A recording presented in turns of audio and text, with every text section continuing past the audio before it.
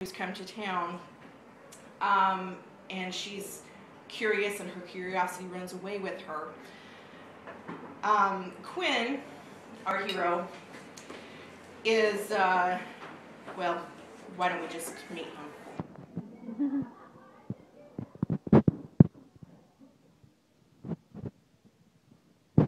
We're ripped back to a blinding sun. You're making an arse of yourself and of me. I don't like it. Quinn groaned at the throb building behind his eyes and pulled the counterpane up higher. It couldn't be noon yet. There was no call for him to be out of bed, or for his friend to be barging in on him when he was clearly still recovering from a rather unproductive evening about town, followed by a stop at a lovely tavern where he had proceeded to spend a touch more coin than he had intended on whiskey and women, and perhaps on a mite of gambling. Much like he'd always done. Niles Thornton, Baron Quentin, was nothing if not predictable. He followed the pattern laid out before him by his father to the point that he'd now perfected it, all of which Sir Jonas Buchanan clearly knew. His friend had never been the fiendish sort before now. What in bloody hell had crawled up his prick and died? Sod off, will you? In answer, Jonas stripped the bedclothes from the bed, dragging Quinn off with them. Quinn landed with a loud thud on the floor. Christ, what do you want? He bellowed. Every inch of his backside now burned like the clap, somewhat diminishing the pain in his head. But only somewhat. You, up now. Jonas bit the words off, then left, dragging the bedding behind. Blast. He'd either have to get up or catch his death from the cold. Quinn stumbled to his feet, steadying himself at the bureau before taking a fleeting glance in the mirror. 2 days' worth of stubble. Not too bad. He could go another day or two before dealing with that. His eyes were as red as that vixen's dress, though. What was her name again? Lady Kingston? Lady Kennelly? All he could remember her as was Lady Kiss Me Down There, with a bosom designed to send men directly to hell. Quinn didn't particularly care which one he was sent to either, just as long as he could bury himself inside her for a bit. So he had. And it had been heaven. At least it had been heaven until Lord Kiss Me Down There walked into the Goodness library and found him kissing her down there. Then it had most decidedly turned to hell. Which might explain the swelling he'd just discovered over his rather bloodshot eye.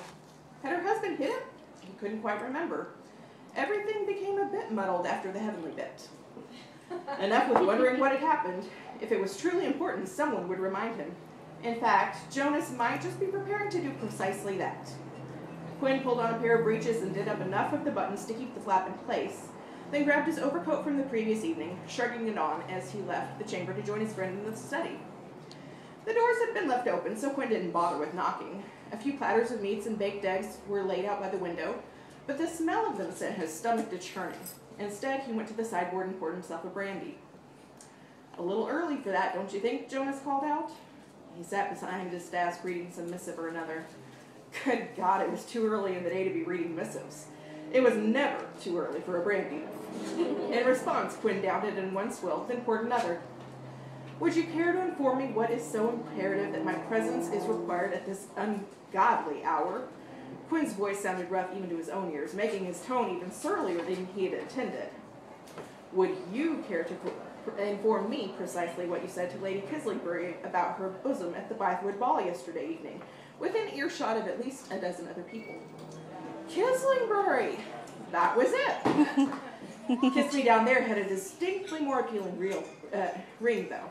I would love to, but I can't recall. At least not the precise words. So you admit to it. I admit to nothing. Not until I know what I'm being accused of. There are a number of things I could admit to, and even more that I likely should admit to. Bugger off, Quinn. Jonas raked a hand through his hair and let out a ragged sigh. Just tell me the truth. Me, the one person in this world you claim you can trust. Jonas always had to go and ruin the fun, didn't he? You commented on her bosom? I did. Jonas gave a wry grin. Care to elaborate? I believe I mentioned that her rather generous décolletage was one of the loveliest sights to be seen last evening, and that she had it displayed to quite exquisite advantage. Then I asked if I might view it a bit closer. Devil take it. She was kind enough to allow me to do just that, amongst a few other things. Jonas's gaze burned. Is that what you're here for? To make a cuckold of other men? You'd better find a new entree into society if that's the case. You know me better than that. Do I? If that's not it, why are you here? You owe me an explanation, Quinn. Something more than, let me stay with you for a while so I can attend some balls. You've been scaring the young ladies and their chaperones. Not a man I know trusts you, and now you're going after their wives. Lady Lady Kislingbury was just a distraction. From what? Quinn shot up from his chair in haste. From this bloody nonsense Rothby has set for me. Well, blast, that wasn't quite the way Quinn had intended to go about all of this. Jonas raised an eyebrow, but withheld his questions. Rothby sent for me a fortnight ago. Said it was urgent, that I must attend to him at once. When I arrived at Roundstone Park, he threatened me. Your grandfather threatened you, his heir. The baronet had perfected the art of the dubious expression. I couldn't make this up if I tried, Quinn said. The old codger said that if I don't change my ways, if I don't marry and produce an heir, he'll cut me off. He'll take Quentin Abbey from me. Leave me to fend for myself until such time as he dies and he can't keep me from everything anymore. Hell, I think he's already decided to leave Roundstone to someone else, since it is an underwritten tale. Is that it? All of this is because your grandfather wants you to secure the line? He spouted off some other excrement about needing to learn to manage my estate, about not being a wastrel, but the bulk of it was about the damned heir. Well, if that's the case, you're not going about any of this in a very intelligent manner. Lady Kislingbury cannot fill your nursery, and the ladies who could do as much will all be running for the hills, based on the recommendations of their chaperones. I think you need a new strategy. Didn't he know it? Any suggestions, Quinn drawled? A few. No surprise there. Jonas may be his best friend, but he was never slow to tell Quinn when he needed to change his ways. Which was often, almost perpetually.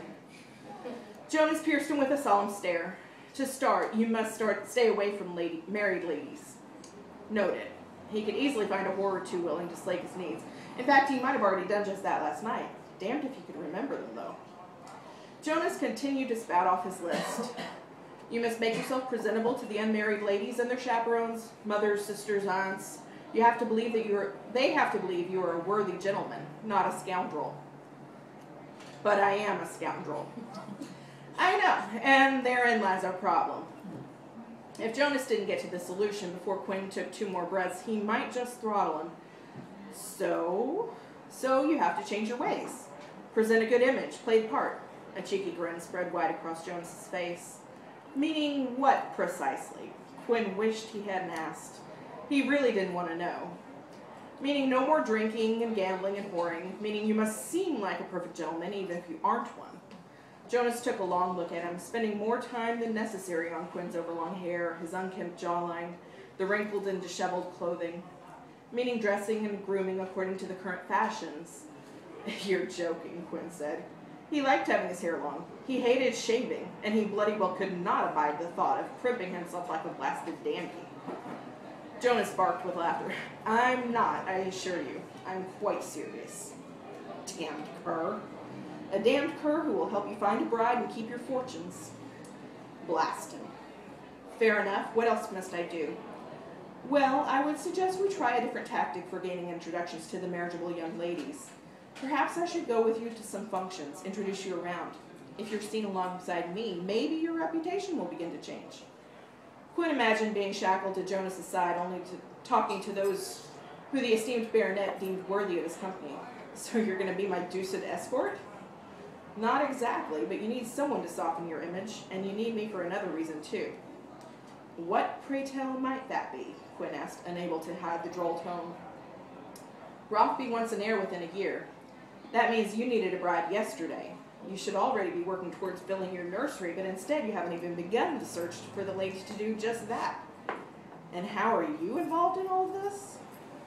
I've spent several seasons in town. I know which ladies are most likely to be in desperate need of a husband, which I'm afraid you'll need. Desperation, that is. Why else would a young miss be inclined to hitch herself to the likes of you? Why, indeed.